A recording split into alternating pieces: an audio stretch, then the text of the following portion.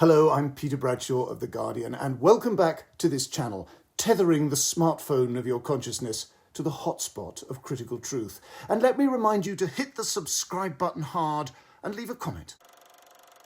The story of the 1972 Munich Olympics terrorist massacre, in which 11 Israeli hostages were killed by the Palestinian Black September group, along with 5 of their own members and 1 West German police officer, is retold by Swiss director and co-writer Tim Fehlbaum in September 5 as a taut, tense thriller, and the film leaves it up to us to make what we will of modern parallels. The situation is reinvented as a kind of media procedural, showing purely from the point of view of ABC TV's sports division, who from their cramped claustrophobic gallery found themselves in sole charge of broadcasting the events live to the world, making split-second editorial decisions with zero news experience while grimacing at the banks of TV screens like Houston Mission Control watching Apollo 13. And they were only aware too late that they were directly influencing events, on the verge of panic at the responsibility and the sheer postmodern nightmare of what was happening.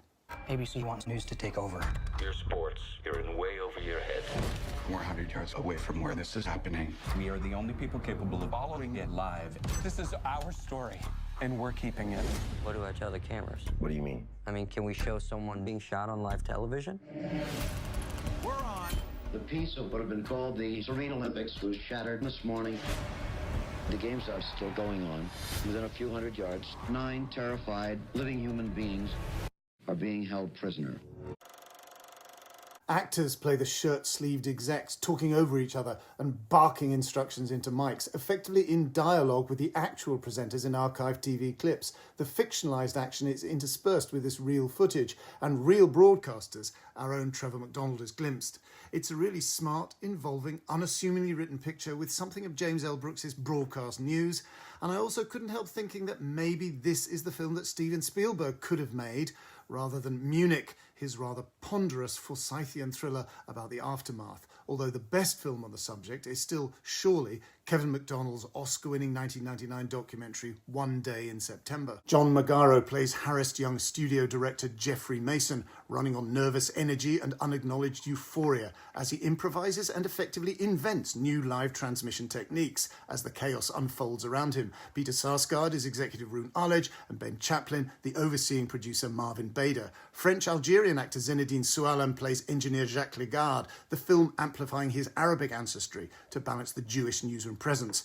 German actress Leonie Benesch plays a fictionalised character, Marianne, the idealistic young assistant, mortified at the older generation's sins, pressed into service to translate what on earth is going on. The team is at first triumphant, as they got cameras and commentators into position to watch initial attempts by local untrained German police wielding military-grade rifles to clamber over the rooftops and, with the supposed advantage of surprise, storm the apartments where the hostages were being held.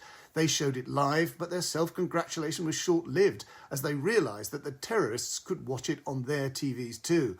Did ABC television change the course of history in the worst possible way? Once the hostages have been taken out of the Olympic Village to a military airfield, the ABC team start listening to rumours that all the hostages are free, and taking their cue from a rash statement on West German state radio, encourage their presenters to recycle this apparently good news, and any nervousness they have is cancelled by subsequent confirmation reports. But aren't these confirmations simply taking their cue from the authoritative voice of America itself? This is a film which succeeds because it does not explicitly burden itself with history or politics or with the self-reflexive issues. It simply transcribes the professional callousness and voyeurism of live TV journalism, concerned just to get the pictures and wrap them up with a neat ending. The film moves more freely, I think, because of its willed unconcern with the historical implications of the Munich hostage massacre.